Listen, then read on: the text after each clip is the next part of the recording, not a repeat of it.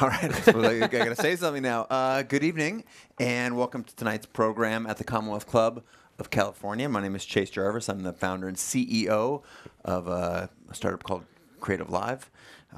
He's here in San Francisco, and I'm the moderator of the program this evening. And joining us here at the Commonwealth Club is Ryan Holiday, and he is the author of his new book, Conspiracy: Peter Thiel, Hulk Hogan, Gawker, and the Anatomy of Intrigue.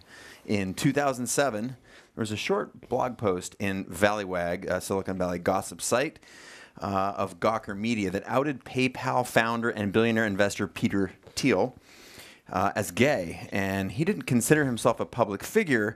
He believed that a private life was one that was deserved and deserved to remain private. According to Ryan, however, this is why he began to plot his revenge. What followed was a story and a lawsuit straight out of Hollywood. On one side, Gawker and its founder, Nick Denton, and on the other, a wrestling star, Hulk Hogan, and his funder, Peter Thiel. Ryan's excellent book breaks this wild story down, and we're excited that he's joining us tonight to discuss it. Ladies and gents, please help me welcome Ryan Holiday to the Commonwealth Club.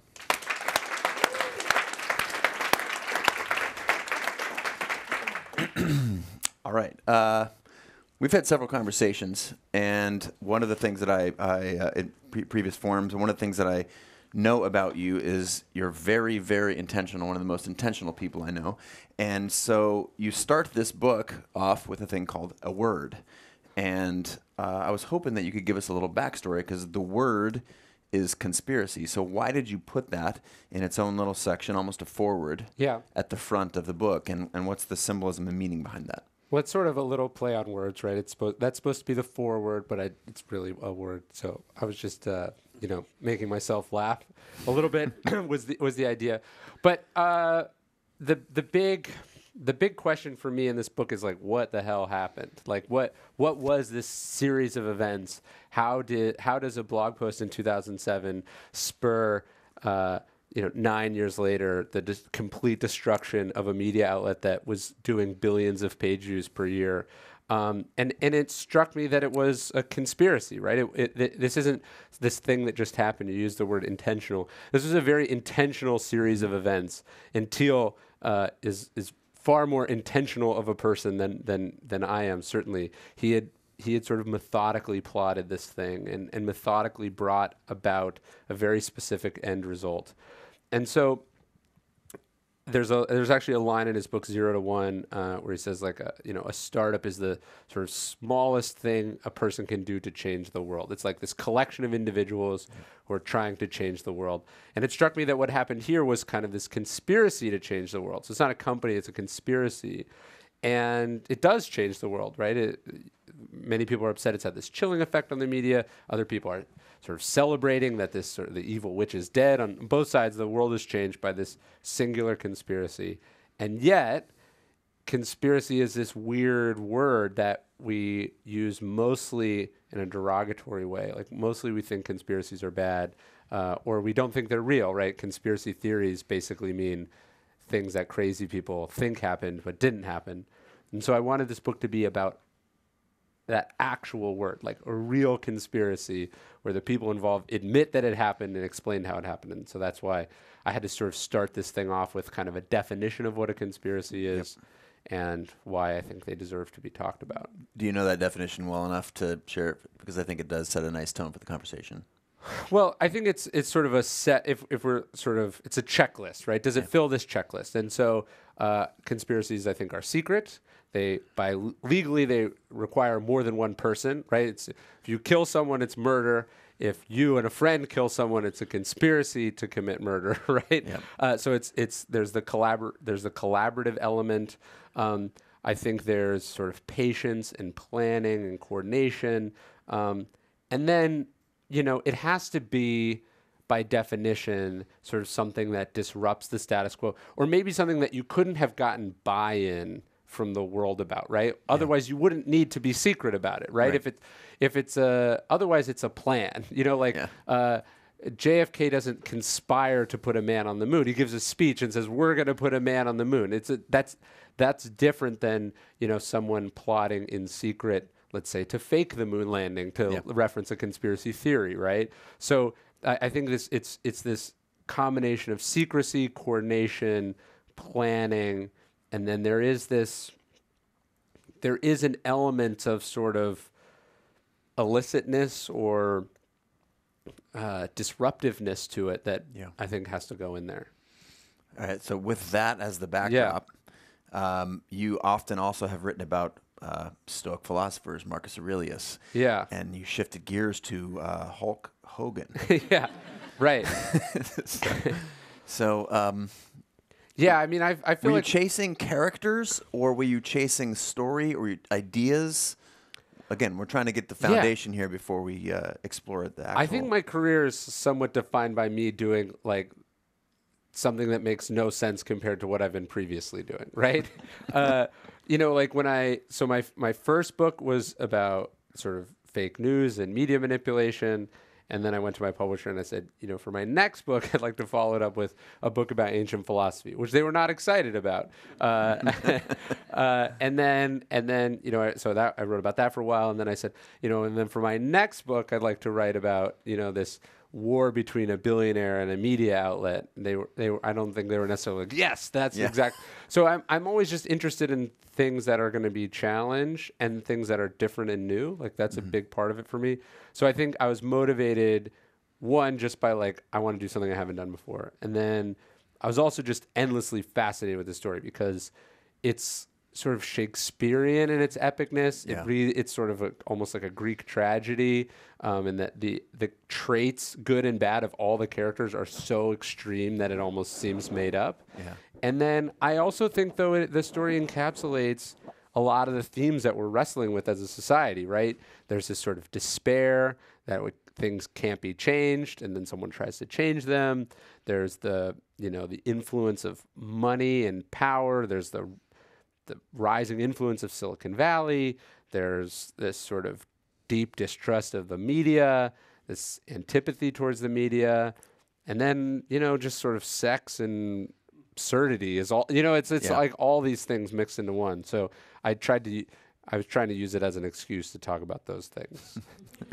Things that were popular at the Yeah, time. And yeah. Marcus Aurelius is not just like he doesn't have any shows on TV. And look, I mean, all my other books are either about me or about dead people, and so this was a chance to write about, Very highbrow reason Yeah. for writing the book. Well, let's talk about some of the characters, and I think it's fair to call them characters because Definitely. so they're characters in pretty much every sense of the word. And to me, could you tell me, create a profile for us of a Peter? We'll start with Peter Thiel because I think he's obviously has a lot of roots here in Silicon Valley with the tech scene, and so create a little profile for us. Who do we know? Well, that's a good word because they are characters, but they are real people as well. And I think that was something that was missed, and that's why the events happened, and then it's also why the coverage has been somewhat, I think, not as accurate as it could be. So Thiel is, in 2007, when Gawker's first post, he's a successful technology investor, but like if I were to name other than Elon Musk, if I were to name other people involved in PayPal, almost no one would know who I was talking about. And they wouldn't know the sexuality of that person, right? Yep. So he's this sort of somewhat known technology investor. He's a libertarian. He's sort of a contrarian thinker. He's conservative. He's plotting the building of this empire, but it's still very new. I mean, in 2007, Facebook's only like 2 or 3 years old. So they out him. He doesn't like this. He's upset by it. And then almost in this sort of Count of Monte Cristo-esque way, he then goes on to make several $1 billion with Facebook, which goes public in 2012. He makes many billions of dollars with Palantir, and becomes so powerful that eventually he's in a position to do something about what happened. And then I think Hulk Hogan's another interesting character in that he is a character, right? And this comes up in the trial. He's a character and then he plays Hulk Hogan. It's not his real name. And yet he's also this man, Terry Bollea, who in real life has sex with his best friend's wife at his low moment and is filmed by his real best friend, who is also a character and a real person. His best friend is named Bubba the Love Sponge. This is his legal name. You see the Marcus Aurelius. We're like, we've totally. really gone thousands of miles here. So he's betrayed by his best friend, and Gawker writes this runs the tape, and I think in both cases they saw when they out Peter Thiel and when they run this article, or when they run the Hulk Hogan sex tape, I think Gawker told themselves, these are not real people, these are characters, right? This is a game that we're playing. And actually, AJ Delario, who's the editor who runs the Hogan story, is the editor in chief of Gawker. He told me that he was like a big professional wrestling fan, and he always saw Gawker as kind of a form of professional wrestling.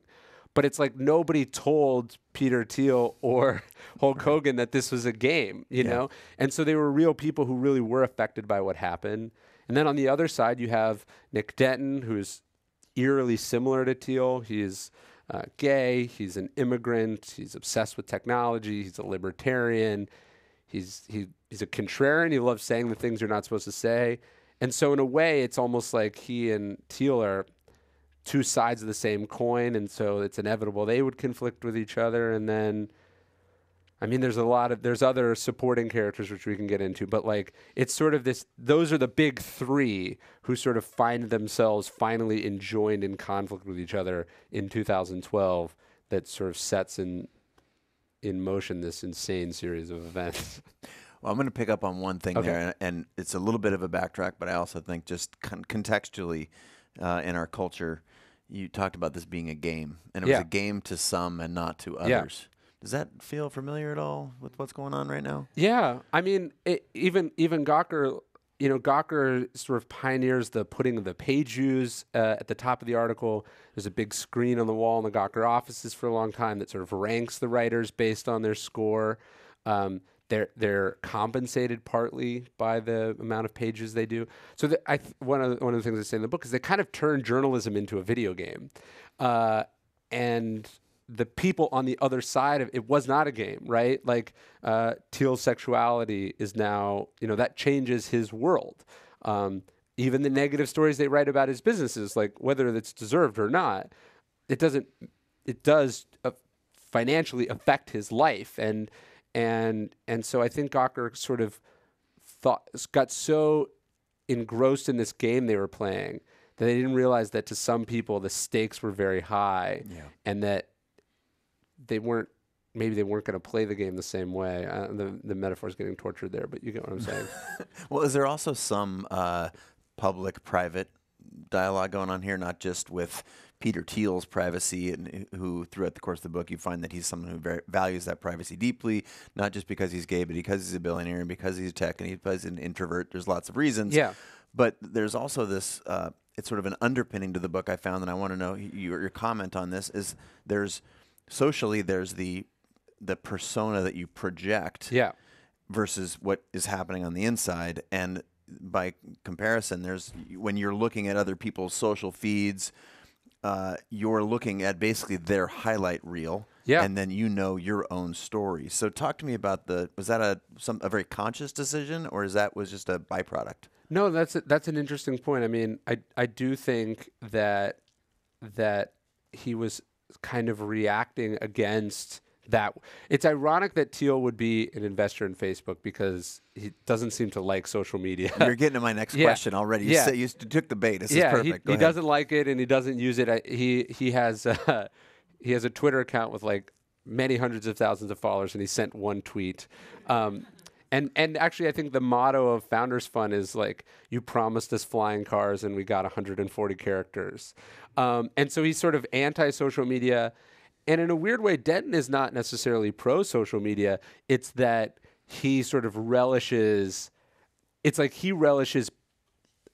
pointing out the disparity between people's, public personas and their real life. Like, I think the reason they ran the Hulk Hogan sex tape is not because it was like a great sex tape, like by whatever standards one wants. But AJ's story, which I think he is sort of privately is referred to as like a masterpiece, is actually really interesting because his argument is like, we think celebrities are these like larger than life characters. And then in this private moment, you see like Hulk Hogan is just like a normal guy. Like he's that.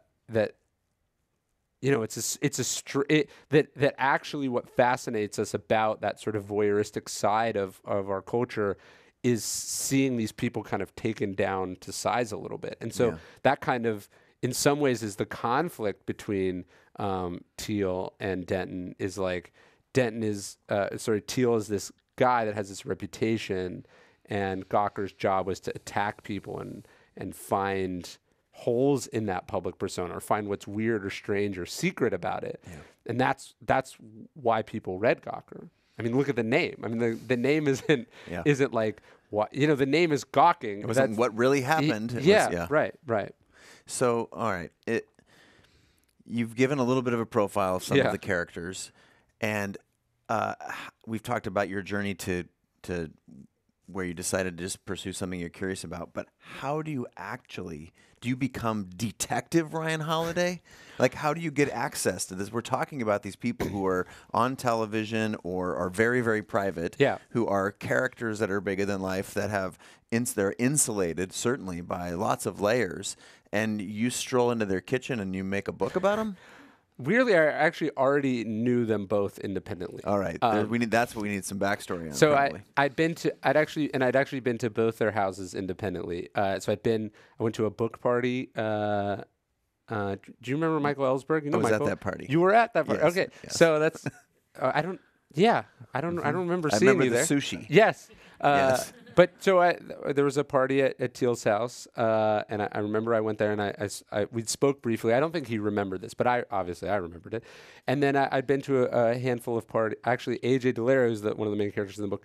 I was walking down the street once in New York City, and I walked past this restaurant, and I see like my agent sitting there having like drinks with AJ. And so I was like, what are the chances of this? And I walked in. And we talked, and then AJ was like, "Oh, I'm going to a party at Nick Denton's house. Do you want to come?" And I was like, "Sure." And so we walked down the street. So I knew them both, and then was that his loft down in Soho? Yes, it was. Been there too. Yeah. Okay, so you could have written this book. That was all. That was my in. Okay. No, so I knew them both independently, and then. So I'd written about Gawker before, sort of critically, and so I wrote an article after Teal had been sort of unmasked as being behind this, and I basically said, you know, look, this is the way of the world. Like, actions have consequences. You don't like pick a fight with a billionaire and then not expect something to happen. And he sent me an email and he said, I really enjoyed your piece. We should get together in New York or San Francisco sometime to discuss the MBTO. And then in parentheses, it said Manhattan-based terrorist organization, which was his nickname for Gawker. You start to see the layers of this book, right? You just start to peel them back. So I was like, sure, let's get together sometime. And then a few weeks or months later, Nick Denton sent me a separate email because he had read one of my books about Stoicism and was sort of going through some shit, right? Yeah. I mean, his whole life has been turned upside down. This is the kind of thing that you read. And so we connected over that. And then the idea that I was talking to both of them at the same time, I think made it somewhat irresistible for the two of them to continue talking, because it's like if one of them stopped, then the other one would be overrepresented. And then they would sometimes ask questions. They'd be like, you should ask. I would say, like, what I'm going to see Peter. What should I ask Peter? And then Nick would give me a few questions, and then I would do the same thing to Peter. And so they kind of played off of each other with me as a conduit, which made for some great material, obviously. Has to be the understatement of the conversation so far. That's incredible. You were like the shuttle between. Well, I wrote about this in the intro, but there was a night, I guess 2 days in New York City where I was in. This is at the end of 2016. I had like a very long dinner with Peter at his apartment in New York in Union Square, and then the next night I went to sort of a salon at Nick's house. So it struck me I was probably the only person on the planet like in both circles. Yeah, on successive nights. So it was a whole weird experience. And then Peter and Nick both sort of gave me a somewhat thumbs up to other people in the story. Said, hey, maybe you should talk to this guy. He seems, at least somewhat open-minded. And so then that's how I met Charles Harder and Hulk Hogan and everyone else. So there's another character. Yeah. in the book. And actually, I'm going to interrupt myself for a second. If you have questions, because I have a lot more questions than we're going to get to. So I'm guessing you may too. Just feel free to jot it down here, and the volunteer will bring them to me, and I'll get to as many as I can. So there's this other character in the book that Mr. A? Mr. A. Yeah, you know where I'm going. Yeah. So Mr. A is described, I mean, very classically, not attaching a name to this character. Presumably, they did some things that were a little bit unethical, or they would have been happy to be named. Give us the story around here, because there's connective tissue. I think you're a piece of connective tissue between the two sides of the story, and this character, Mr. A, which was fascinating to me. Talk to me about that if you can. So one of the maybe I'll preempt this so the audience. One of the weird questions that did not occur to me through the entire writing experience until the book went through legal review was the lawyer said, "Like, we need you to confirm that you're not Mr. A," which I'm not. It would have been interesting to be Mr. A. Mr. A was very well compensated, so it might have been an interesting opportunity. But Mr. A is kind of the guy that puts this whole thing in motion. So Thiel's outed in 2007, and he basically, it's this thing, he calls it the Gawker problem. He's talking about it all the time. He's talking to the smart people, sort of publicly meditates on, or privately meditates on problems that he's trying to resolve. And he doesn't really make very much progress. This is Thiel. Until, this is in April 2011, he has dinner in Berlin with this kid.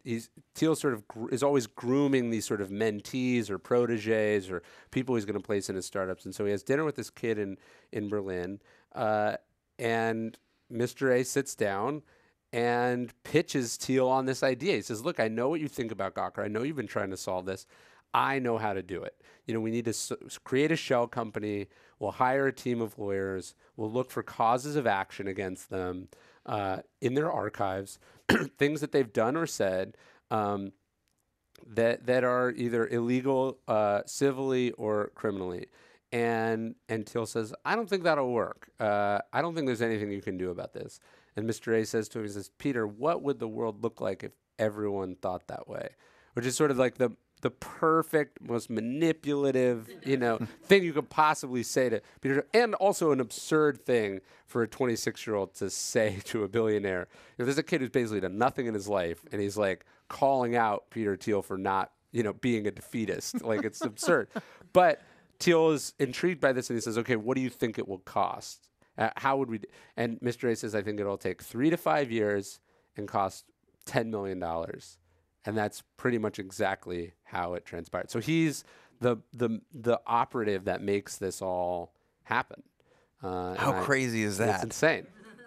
So they establish a shell company. Yes. And they go to work. Yeah. On the archive. Mm-hmm. Walk us through a few things that they pick up. Well, first off, it's like if you're a billionaire, you have essentially limitless resources. And Thiel would say the gating resource here wasn't capital; it was the right strategy. And so, and he's also the founder of like the world's largest data mining and sort of defense intelligence company. So it's not as if he doesn't have sort of black hat things that he could do. And other people had gone up against Gawker.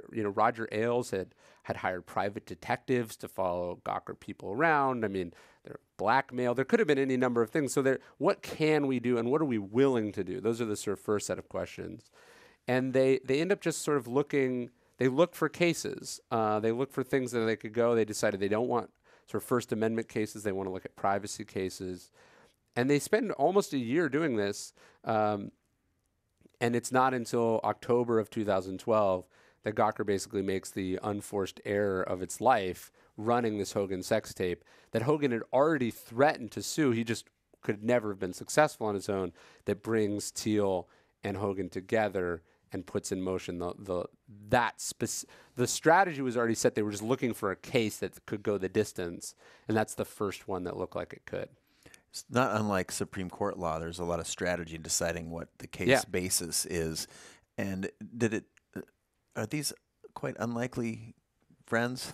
Oh, Thiel and Hogan? Yes. Yeah, I mean, I don't think, Hogan, or I don't think Thiel's like a big professional wrestling fan. I don't think he watched a lot of, reality television either.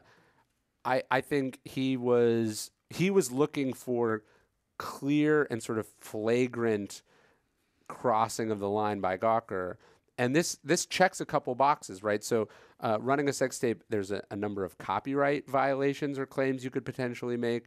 But then more importantly, in Florida, there's a privacy statute that obviously ends up protecting Hogan, but they believe they have a case there. And so they end up filing this $100 million case against it.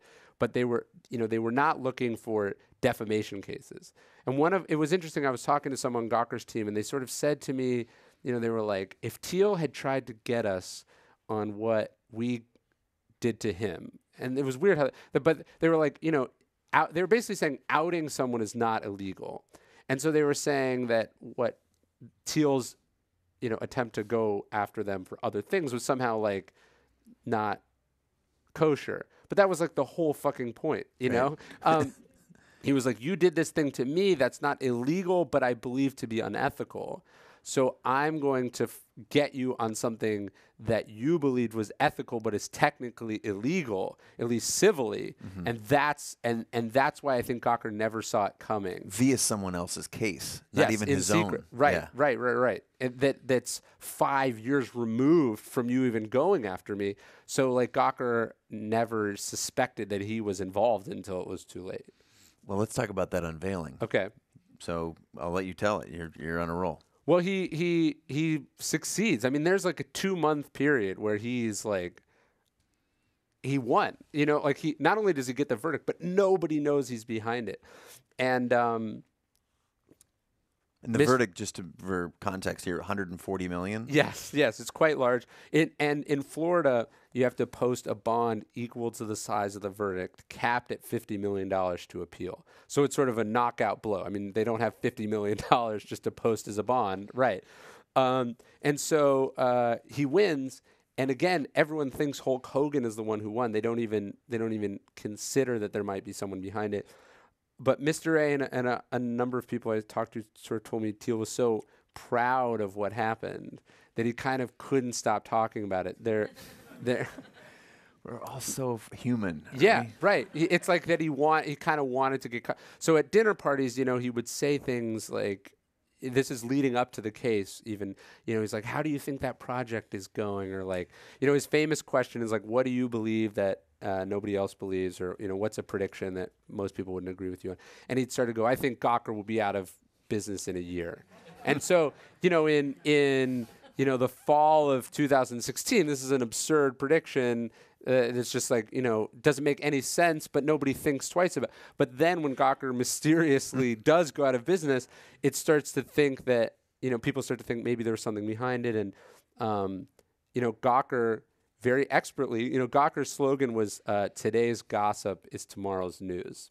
And so I think if you could argue that Denton was very much caught unaware that someone was plotting, as soon as he had been beaten, he then wakes up and he goes, this doesn't make sense. How could Hulk Hogan have paid all this money to fight this case? And he begins to float the rumor that there was this, someone must have been behind it, and essentially smokes Thiel out.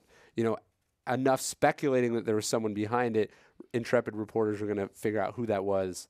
And Forbes breaks the story, and then Thiel admits or confesses to the New York Times.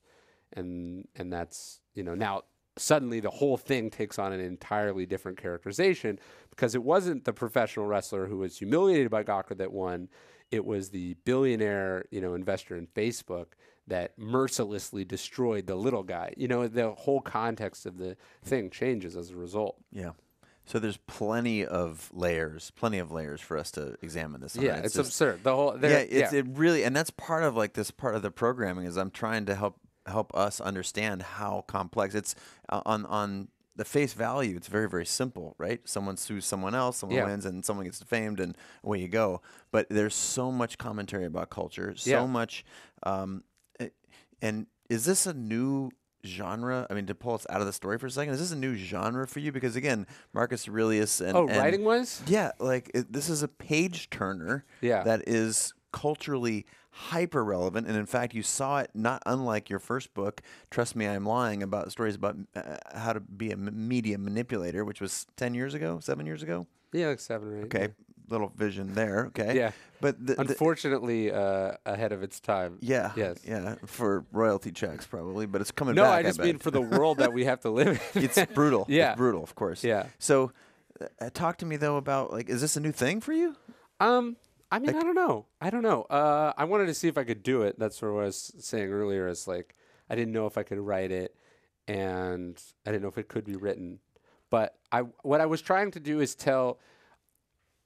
I was trying to tell this story, but I didn't. I think in 5 years, I don't think people are going to be like. I don't think Gawker's going to be that big of a deal. Like I think some of the events, Hulk Hogan and Gawker, they're very much of the moment now. But I wanted to make the book bigger than that. Like I wanted to sort of hit those bigger themes, and so that was one of the things I was explicitly trying to do. Is like I want to capture what this means. Is this the sugar with the medicine? Oh, sure. I mean, on the one hand, yeah, like you get sucked in by the billionaire and the sex tape and the professional wrestler, and I wanted it to be sort of an extended meditation on sort of power and change and privacy and all these things. But I think that's the job of the writer, is to tell one story and then to have a deeper story for people who are interested in hearing it. But you don't necessarily have to hear one to appreciate the other. But the meta narrative of using that story, which is clickbaity, around media manipulation, like again, we start to explore these layers here. And was that intentional, or is that just the world? Yeah, is this okay? Yeah, I mean, I don't know. I wanted it to stand up. Like so to me, like what happened was like, as I was saying earlier, it's sort of Greek in its epicness. Yeah. But you can read Greek. You don't need to know who any of these people are when you read, a Sophocles play. You just need to be enthralled by the characters and what they're doing. Or if you read like Cicero's legal speeches, you're not like, what was the case? You're just like, is this compelling or not? And so I wanted to tell it, and I wanted to tell it as history and not as news.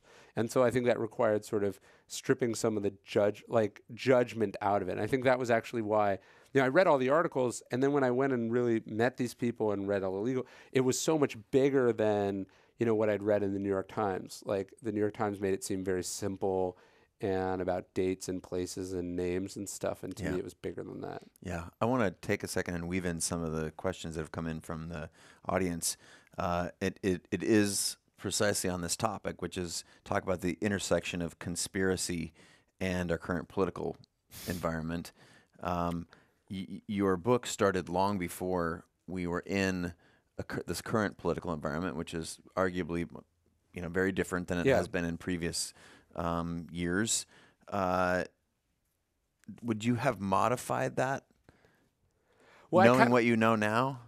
I wish I could have told a cleaner story that didn't, like, I personally and professionally wish that the Trump thing had never happened, but and politically. I just wish it hadn't happened, because it would have let me sort of end this book in, probably the summer of 2016, rather than having to flash forward to the campaign and the election. This is sort of this elephant in the room. So I wish I could have just been this singular conspiracy. But I think it does capture the larger theme of what's happening, because we're looking at sort of collusion in the election. Was Trump involved? And then there's some people that believe that it couldn't have happened because he's not smart enough for it to happen, and then there's other people who are convinced that it did happen because he's sort of this evil genius. And I think I wanted to sort of show how these things happen.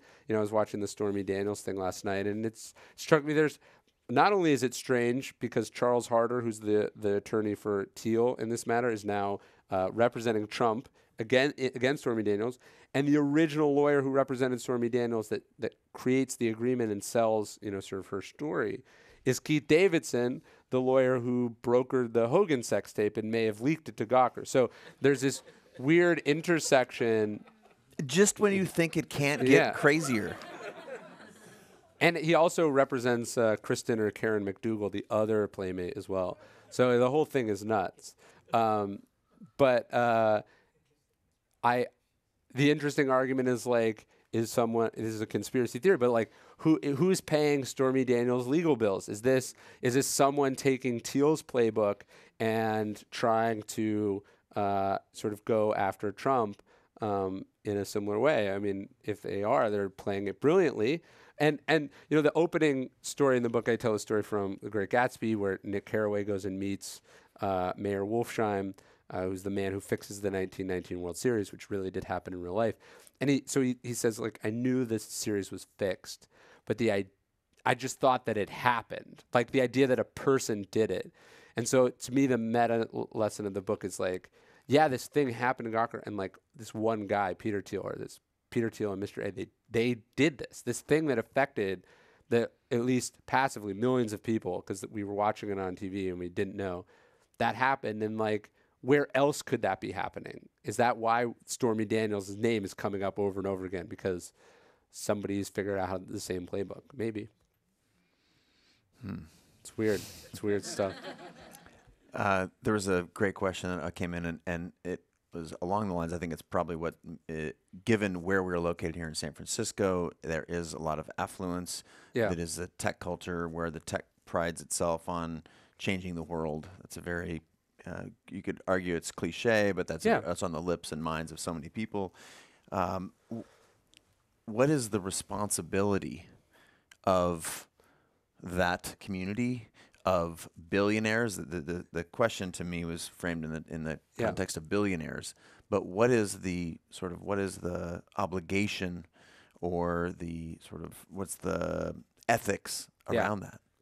Well, I don't know about that, but I do think that this is sort of a sign of things to come. Like, it strikes me. Get some more questions there. Yeah, it strikes me clearly a lot of questions. It strikes me as unlikely that sort of the Thiels of this world are going to amass billions of dollars and sort of incredible platforms and power, and then also be the kind of people that sort of have very ambitious views for how the world should be, and then not utilize that power, right? Like, so I think this Gawker conspiracy, whether you agree with the outcome or not, I think you need to understand it and study it, because I think we're going to see this happen over and over again in the way that, you know, the robber barons and the Gilded Age didn't become really powerful and then just sort of sit around in their mansions. They were always involved in these schemes and scams and, you know, attempts to remake the world in their image. That's what, you know,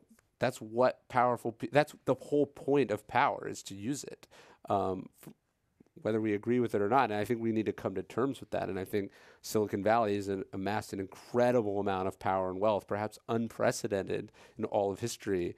The idea, again, that they're just going to, you know, limit themselves to like tweeting about it seems very naive. Well, I mean, just look at the Facebook situation right now, right? They're having to come to terms with something that you can pretend that selling of data is innocuous and it's a business model until it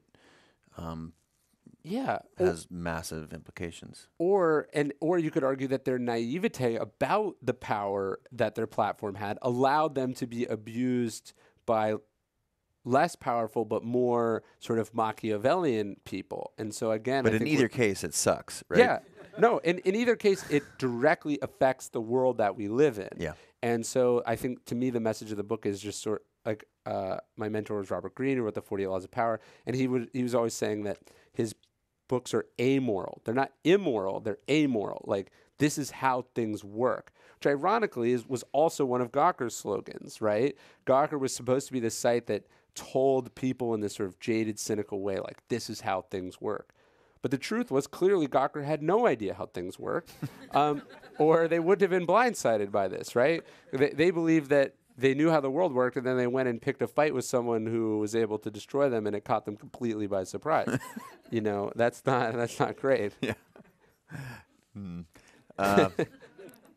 So have you asked Peter if the irony is lost or not lost on him about his original investment and fortune being in a thing that has created the thing that made this happen to him, and then made it possible, ironically, for him to subvert that?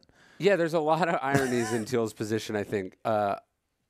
He sort of dislikes sort of conformity and political correctness and sort of polarization. and yet Facebook is probably the largest driver of any of those things.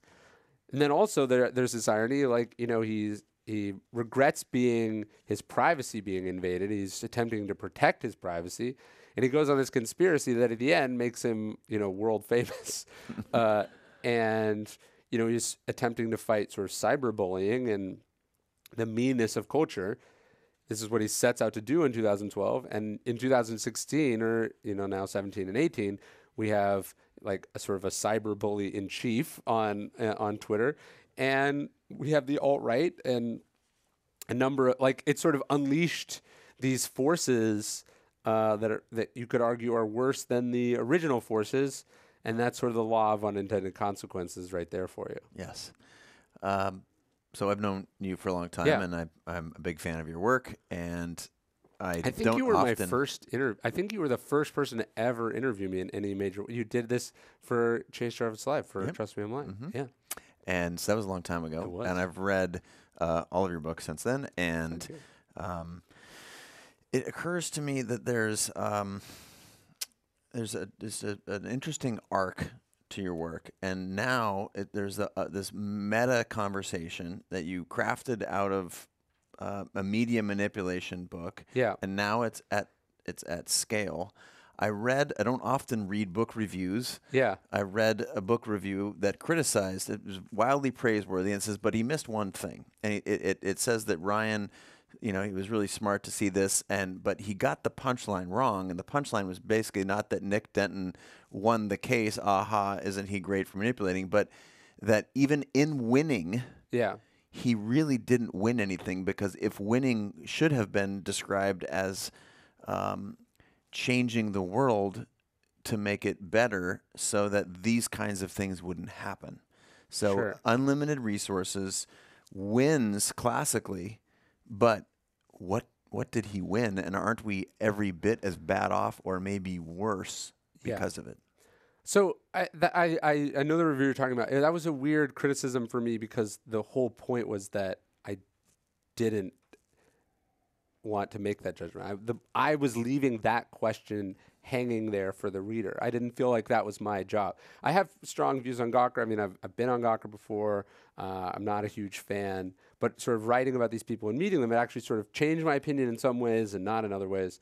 But to me, the idea actually that there has to be an answer to that question is why what's happened has been so misunderstood. So people have been trying to paint it as good or bad or evil or sign of things to come, rather than first sort of understanding just like what the hell happened and how it happened. Yeah. And how it happened when every media outlet on the planet was watching and investigating it. How did it happen? And so to me, that's what the book is about. Is actually sort of presenting it in a somewhat amoral way, going, here's what happened, here's how it happened, here's how these things work. And then it's up to the reader, depending on where they sit, to make that judgment. You have another book called The Ego is the Enemy. Yes, I do. And we're all starting to see how all these books that you've written fit together. Okay, I don't see how they all fit together, so I'd be curious to hear I'll explain this. it to you. Yeah. I'll explain Okay. it to you. In preparation for this, I can weave a nice story. Is it ego that ultimately cultivated this story? And is it ego that outed Peter after he was, quote, successful in winning the suit? Because he was like, how much of this, as you look back, and as we are looking for things to learn, how much of this is ego-driven? Well, I've called it a Greek tragedy a couple times. The sort of the perennial theme in Greek tragedies is always hubris. And I think there is a lot of hubris in this story on all sides. There's sort of Gawker thoughtlessly sort of making this enemy sort of, Teal sort of going on this quest out of hubris, like, I'm never going to let people do this to me. I'm going to get my revenge. I'm going to get away with it, you know. So I think and then there's different moments in the trial where there's sort of very specific sort of hubristic mistakes. But the most surreal part of this, I was asking. There's more surreal parts Well, to this? no, this is more surreal for me That's personally, I guess. amazing. But no, there's this moment where I was interviewing Peter. They make this interesting decision. Gawker's has this sort of DC law firm that represents them from the beginning, makes their arguments in Pinellas County, Florida, when they're in front of the judge. But Hogan had Charles Harder, who's a Beverly Hills-based attorney that Thiel is paying for. And then he also had a set of Florida lawyers, because you have to have a lawyer's license to practice there also. And for some reason, the Florida attorneys make all the arguments in case. They do during the trial. They make the opening arguments, the closing arguments. They do the cross-examinations. They present the witnesses. So I was asking him about this, like, how did that happen? And Thiel said, well, ego is always the enemy.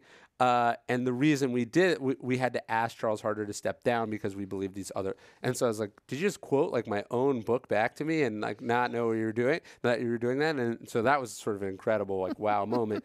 But they did make, I think, although there was certainly ego and hubris on Thiel's side, he managed to corral it just enough that they didn't make the kinds of errors that Gawker did. And in that specific instance, made a very brilliant decision, which is that having Beverly, like a lawyer whose offices were on Rodeo Drive, come in and lecture these 6 jurors from Pinellas County, Florida, would not seem as good as having some local guys representing a local hometown hero fighting against, a couple times they would go, I don't know how they do it up there on Fifth Avenue, but here in Florida, we're not like that. They had the ability to sort of empathize with the audience they needed to convince in a way that Gawker just believed that they could get away with anything. If we're talking about a cocktail for success, Yeah. one part X, one part Y. Yeah. What was Peter's success cocktail? That's a good question. I would say Thiel's number one virtue in this, and I'm using virtue not in like a moral sense, but in like skill set. So the best virtue he had here was patience, right? So they out him in 2007 and he waits. He doesn't respond. He doesn't immediately rush into action. He just waits for the right opportunity. So that was one. There was a certain amount of sort of crazy courage or foolhardiness, whatever you want to call it, to decide to do this. Like, I mean, the math doesn't make sense. Like, the downsides here way outweigh the upside. So they're sort of crazy enough to do it. The idea of looking for an edge, like finding where strength can go against weakness rather than strength against strength. And then, his sort of, his desire, he said to me, he's like, I believed that if we could, I believe that, he said, I believe that this case had historical significance. And if we could get this case in front of a jury, that jury could tell history to stop, right? That he believed that, I said, do you believe in the great man of history theory? And he said, yeah, I think so. And I said, so it sounds like in this case you believed you were that great man. And I think that's true. That was an element of this that seems egotistical, but it's sort of a necessary condition to make this all happen. If you don't think you have a chance to do anything, you're not going to do anything. But that's the entrepreneur, right? And Yeah. this goes back to Mr. A. Yeah. So I'm fascinated by Mr. A approaching Peter. I mean, yeah, the balls on this kid. It's insane. He's 26 years Yeah, old. right. And basically tricks him into investing. Yeah. And in a world of Shark Tank and in this community here, like, is the hero of the book really Mr. A? Or do we have anything to take away from Mr. A? I think he's the most relatable of he's the most normal of all the people, That is a crazy statement. Yeah.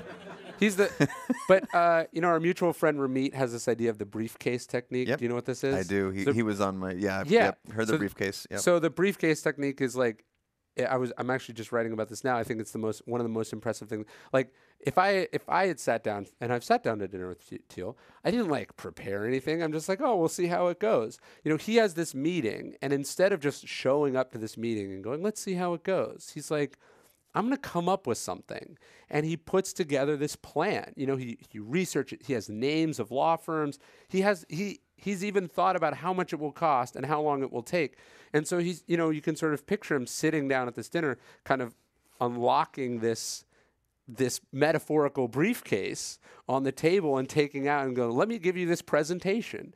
And I think that none of this happens if he doesn't take the time to sort of produce that on spec and then have the stones to put it out there.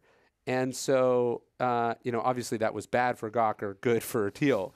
But that is something I took away from this is like, yeah, don't wing it. Just come up with something. Shifting gears to some of the questions from the audience, I'm going to read just verbatim a couple of blunt questions. They've been a little bit more theoretical. And how screwed is Facebook right now? Oh, I don't know. On the one hand, I think some of the outrage about it's probably a bit exaggerated because it's like the whole point of Facebook is to get targeted data on people, which they then sell to companies and places. Facebook's problem, I think, and this might be similar to Gawker's problem, right? Gawker's problem was it had this sort of pushing the envelope mentality, and then it was paying its people based on the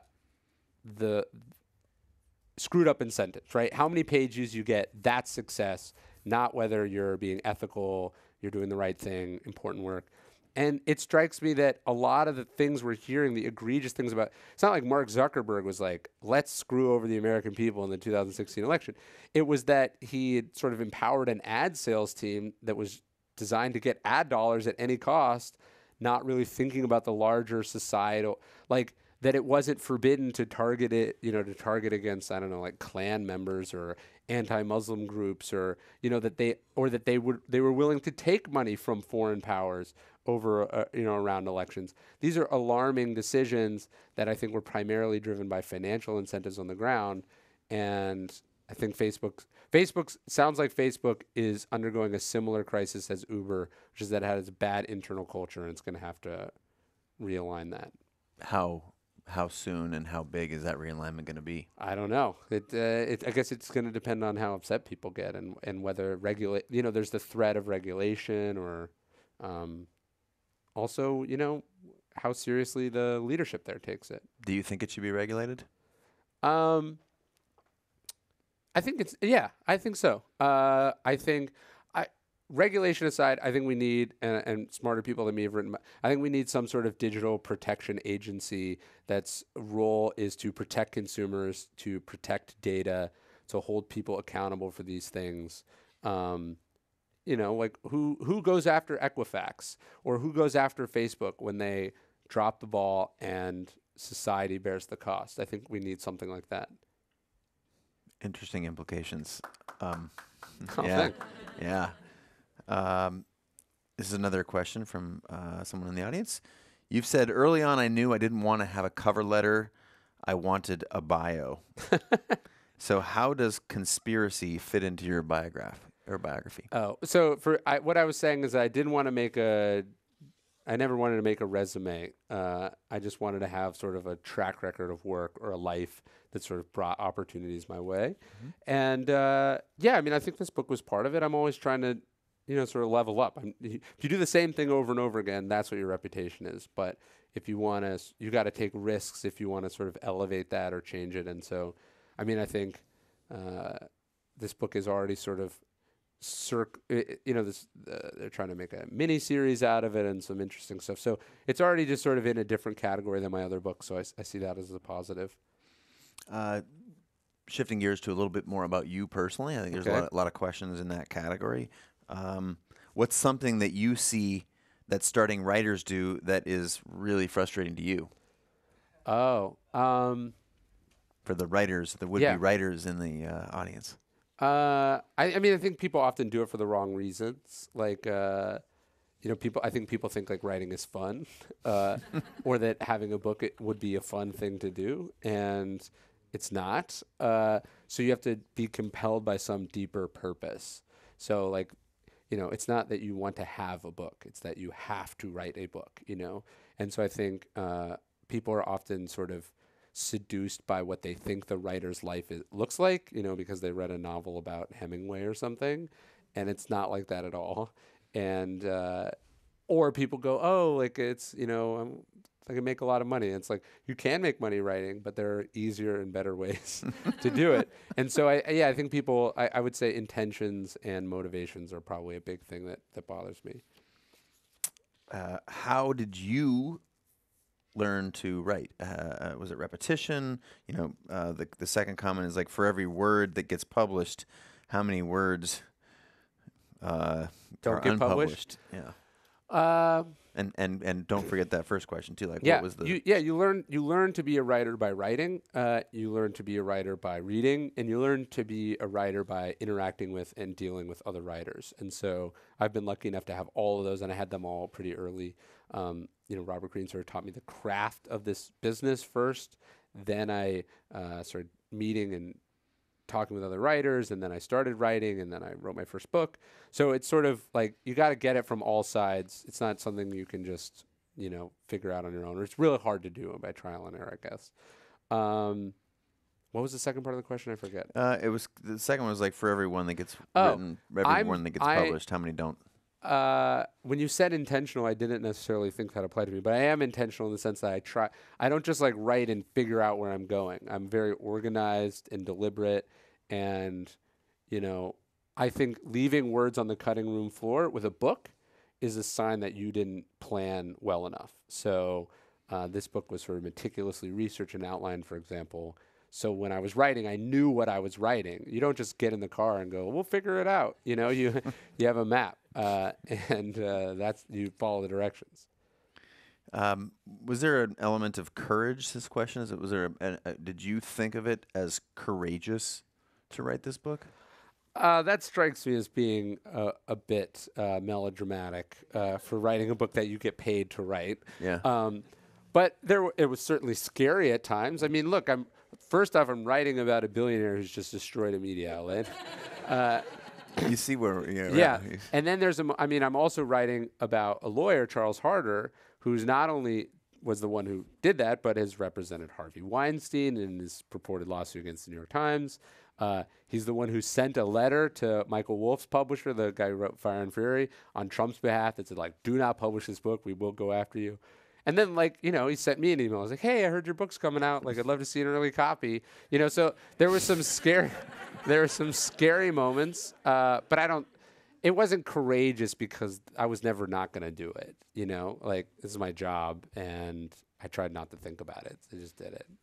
Is that true with all your writing? It's just you feel it as a calling, as opposed, it's like your job. You just described it. Well, no, I mean, I feel like what you said earlier, or what I was saying earlier, that I feel like I have to do it.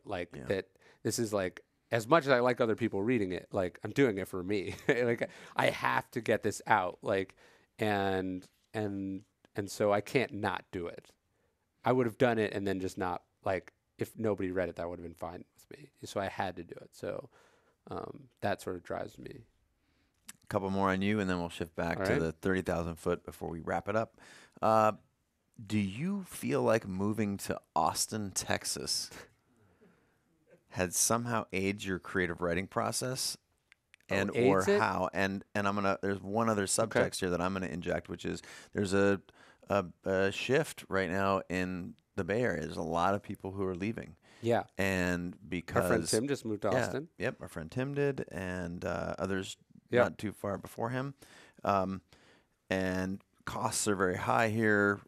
You didn't move from San Francisco, but I'm from Northern California, so yeah. Okay, what is it about Austin, or is there something about Austin? Well, it's way better than San Francisco. It's just way better. The weather is better. The food is better. Right now, there's a couple thousand restaurants that are going. It's in the middle of the country, so it's 3 hours to the West Coast, 3 hours to the East Coast flying wise. No state income tax. If you live in a farm, which I do, you pay no property taxes. People are cool, much more normal. My neighbors are not don't run a VC fund. They raise cows for a living. It's just more normal people, I think. I love it. And I think it's sort of one of the things I like about Austin. I guess this could change if everyone moves there. Is that there's just enough going on that I feel stimulated and inspired, and I get to meet cool people, and people are always in town. And I think you and I have met in Austin a couple times, but there's not so like when I lived in New York, I felt like there was always something going on that I would be an idiot to say no to, and I don't feel that in Austin. I feel like if I'm leaving Austin to do something that's important, if I don't want to do something, I just gotta go, sorry, I live in Austin, I can't come, you know? You've worked for some NFL teams Yeah. around some of your previous books. Yeah. I doubt this book's going to get you hired by many NFL teams, but I don't want to assume. But talk to us a little bit about what are some things that we have to learn from the application of your writing? Like, we're talking about how there's a lot of subtext here with how we represent ourselves and what popular culture is and fake news and reality. What about, you personally? Is that how are you leveraging your work into these other spaces and places? It was weird. I mean, I wrote these books about ancient philosophy. I wasn't thinking like professional sports. Pete Carroll from the coach of the Seahawks is going to call you? That's going to nail it. Yeah. That's exactly who will be interested. So it's been sort of an unexpected, just sort of incredible experience to get to meet with teams and go to games and talk to them about this stuff. I don't know how much this book really overlaps with that. Like, I don't know if I would tell them they need to go. I haven't sent them the book, right? I haven't sent many of the teams the book. A couple coaches have read it, but I think this is more sort of a cultural book, and the other books are more sort of self-improvement and stuff. All right. So this I finished the audience questions with one I think is pretty punctuated, and that is the question that you opened in your profile of Peter Thiel. What important truth do you believe that very few people agree with you on? You think I'd have a really good answer to this question? I was thinking I'm just softballing you right now, bud. This is a friend-to-friend thing. Yeah, I don't know. I mean, I think the thesis of this book is in some ways one of my answers to that question, which is that maybe we need more conspiracies and not fewer conspiracies. So if conspiracy is a neutral word, or if conspiracy is simply a methodology, right, in the way that let's quickly review that. Yeah. So it's secret, though. It's secret. It's coordinated. It disrupts the status quo. It exploits some loophole or backdoor. Okay. So in the way that a public protest or a boycott, these are also methodologies for exacting change, or getting elected is a methodology. If conspiracy is a neutral methodology that just historically has often been used for bad ends, right, whether assassinations or corruption or things like that, maybe we need more positive conspiracies, right? That, like, you're not going to change deeply entrenched gun laws. I'll give you a less controversial. I was reading some story about, to go to football, I was reading some story about this cheerleader for the New Orleans Saints. What do you think a professional NFL cheerleader makes? $0. No, they make $10 an hour. No, I thought they were. I literally thought they were volunteer. So they make $10 an hour, and they have to sign these absurd contracts. Like, if an NFL cheerleader is like in a restaurant and a player for that team walks in, they have to get up and leave the restaurant to protect them from being preyed on by the players. This is what their contract says. So it's like all these sort of absurdly sort of sexist, restrictive, I think exploitative. You can only be a cheerleader for 4 years. I guess, like, they think you age out of it or something. So, like, a lot of gross stuff, right? And so it strikes me that, like, that's a problem, and someone should solve that problem. Yeah. And maybe you're not always going to solve that. Maybe being right about that problem is not always going to solve it, right? Like, having the most convincing, pleasant argument is not always going to solve that problem. Not everything is going to be solved by a petition, or maybe it needs to be a petition and a bunch of other stuff that's happening in secret. And so one of my answers to that question is maybe we need people to conspire to solve problems like that, or more important problems or whatever, and maybe the world would be a better place as a result of it. Bravo. Thank you. I'd like to ask for our thanks to Ryan. I have a long thing to read here, so we're outroing for NPR. No, our thanks to Ryan, author of Conspiracy, Peter Thiel, Hulk Hogan, Gawker, and the Anatomy of Intrigue. Reminder to the audience that copies are available for purchase outside, and Ryan will be gracious enough to sign those. They're right over there. In just a minute, I'm Chase Jarvis, and now this meeting of the Commonwealth Club of California, the place where you are in the know, is adjourned. Let's give a round of applause for Ryan.